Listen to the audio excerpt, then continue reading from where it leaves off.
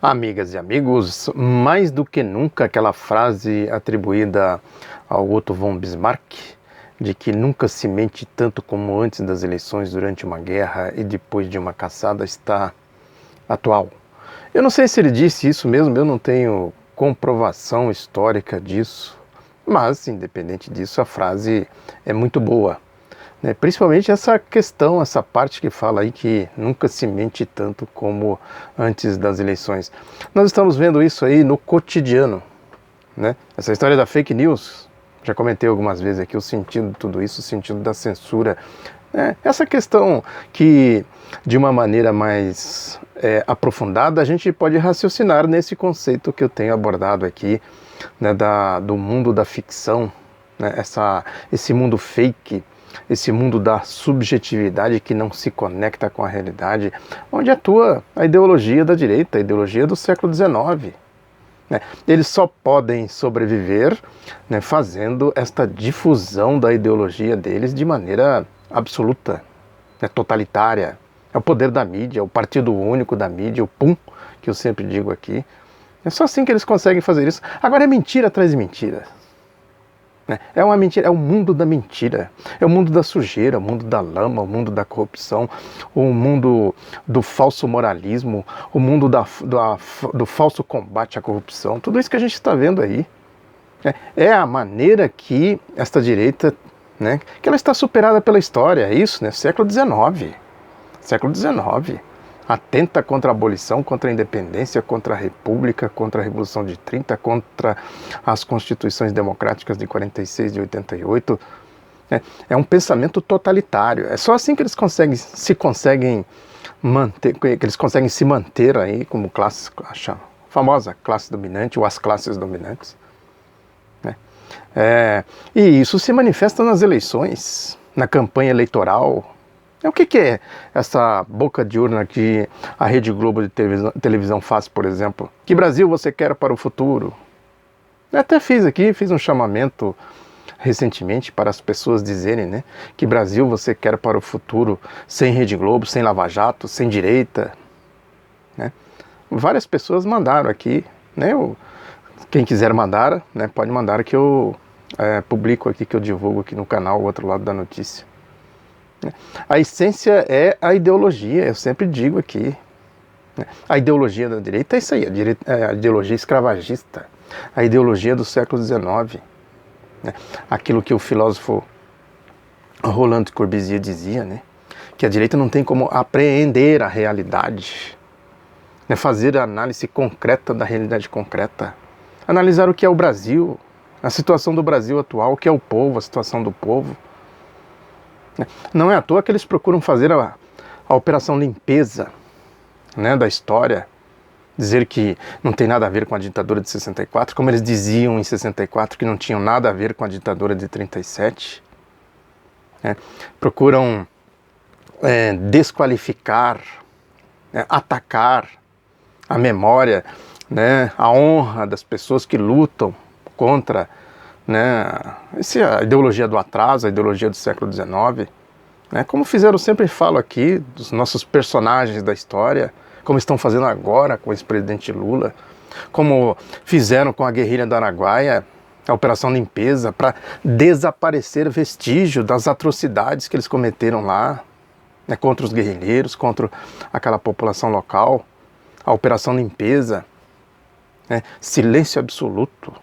Somem com os corpos, os desaparecidos, somem com as evidências, com os documentos, os arquivos da ditadura, essa história toda. E agora tem aí mais uma operação limpeza, que esse livro do Hugo Studart, que eu comentei aqui recentemente, comentei nos vídeos passados, isso é mais uma operação limpeza, para limpar a barra daquela escumalha, né? Daquela marginalia que atuou nos porões da ditadura militar. Agora, o Grupo Globo não é cúmplice de tudo isso? Eles não apoiaram a ditadura militar? Não tem cumplicidade dessa direita, dessa elite, essa ideologia que eu falo sempre aqui? Eles se valem sim desses grupos, de facínoras, essa escumalha, essa marginália. Eles organizaram isso para atuar lá na guerrilha do Araguaia. para atuar aqui nos doicodes, né, dos exércitos. O mais atuante dele foi aqui, né, o doicode do 2º Exército de São Paulo, do Carlos Nicolau Danieli, que eu falei aqui já dele, da biografia que eu escrevi, que o Hugo Studart usa essa biografia para fazer as suas manobras de operação limpeza, né, na lógica dos latrocidas de 64, ideologia pura, do Carlos Alberto Brilhante Ustra, né, assassinou pessoalmente o Carlos Nicolau Danieli, que era quem fazia a ligação, né, lá com a guerrilha do Araguaia. Enfim, é uma história detalhada na biografia do Carlos Danieli. Ele comandou o Ustra, comandou as equipes, eram quatro equipes de torturadores, de assassinos, e ele comandava pessoalmente essas equipes no assassinato do Carlos Nicolau Danieli. Agora, o livro do Hugo Sturge está aí, ele deu entrevista no G1, portal do Grupo Globo, esteve no programa do Bial, Pedro Bial, da Rede Globo de televisão.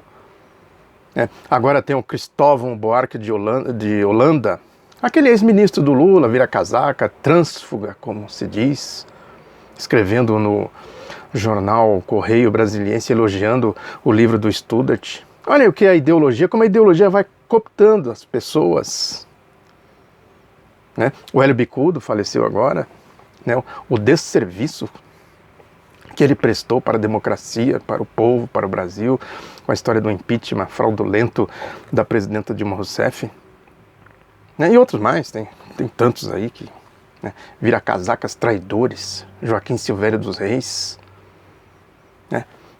Esses ministros aí do STF cooptado pelo Grupo Globo, a serviço do Tribunal Moro, do Tribunal Lava Jato, etc, etc, etc. São cúmplices de tudo isso. Cúmplices das atrocidades que eles praticam contra o povo. Né? O livro do Hugo Studart não é nada mais, nada menos do que isso, mas uma operação limpeza, a serviço dessa ideologia, né? Desse processo aí dos universos, que eu sempre falo que é o universo do povo, o universo da direita, da elite, a ideologia, a mídia fazendo essa mediação, e o povo, muitas vezes, né, manifestando essa ideologia contra ele mesmo. É a hegemonia da ideologia, das ideias. Esse é um conceito importante para a gente entender. Né? Quem reclamou aí do Roda Viva, essa bancada do Roda Viva, porque é importante observar o seguinte, um detalhe sintomático. Quando a Manuela Dávila esteve lá, a pré-candidata a presidente da República pelo PCdoB, que hoje vai se transformar em candidata, ela vai ser oficializada na convenção do PCdoB, mas quando ela esteve no Roda Viva, só se falou da bancada, dos trogloditas que estavam lá, né, comportamento troglodita, aquele Joel Pinheiro da Fonseca, da Folha, Vera Magalhães, da Rede Jovem Pan, do Jornal Estado de São Paulo, comportamentos de trogloditas. Jair Bolsonaro, Carlos Alberto Brilhante Ustra, a escumalha que atuou nos porões da ditadura, no Araguaia, nos doicode, etc. O mesmo comportamento, com dimensões diferentes, evidentemente, mas o mesmo comportamento de latidos, de rosnados, espumando os dentes, espumando e rangendo os dentes. Agora foi o Bolsonaro, só se fala do Bolsonaro. Olha aí como é que a coisa é, ideológica, como ela muda. Só se fala do Bolsonaro, agora o comportamento da bancada foi o mesmo. Com o Bolsonaro e com a Manuela Dávila, porque tem ali as nuances. O Bolsonaro respondeu, né, à altura deles. O Bolsonaro ficaria bem naquela bancada da Manuela Dávila, eles se equiparariam ali com esse Joel Pinheiro da Fonseca, Vera Magalhães e outros. Né? Agora, quem reclamou de tudo isso e assistiu, né, ontem a entrevista da Marina Silva na Globo News, aí é que a coisa estava feia. Quem estava lá? Miriam Leitão, Fernando Gabeira, Merval Pereira. Um desastre. A direita, né? E a Marina Silva se comportando como uma típica representante da direita, como o Cristóvão Buarque de Holanda, nesse artigo, elogiando o livro do Studart. Quem tem dúvidas de que a Marina expressa a ideologia da direita, só olhar o que ela diz, ver o que ela diz e tal, como ela foi tratada por esse tipo de gente. E tinha lá o Roberto Dávila, né, tem uma tradição aí de uma pessoa mais progressista e tal, não sei como é que ele está hoje em dia.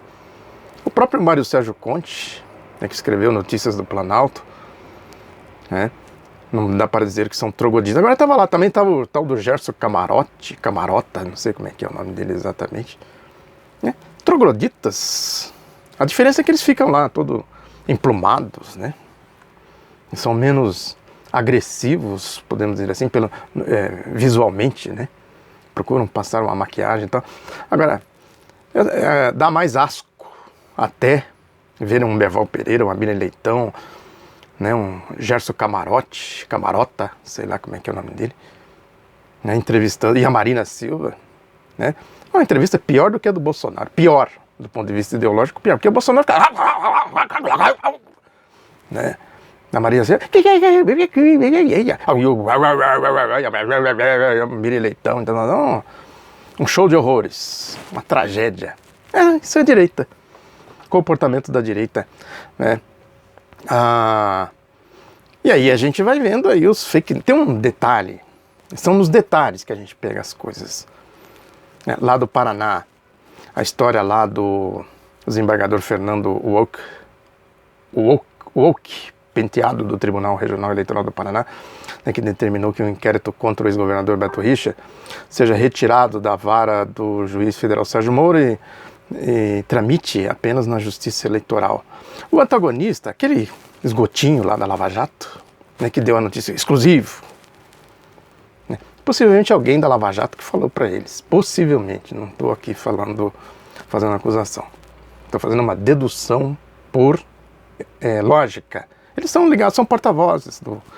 Quem tiver dúvida, vai no Facebook do Carlos Fernando Santos Lima, o frasista de porta de banheiro de rodoviária, né? E veja lá como é que o antagonista é tratado lá, assim como Josias de Souza.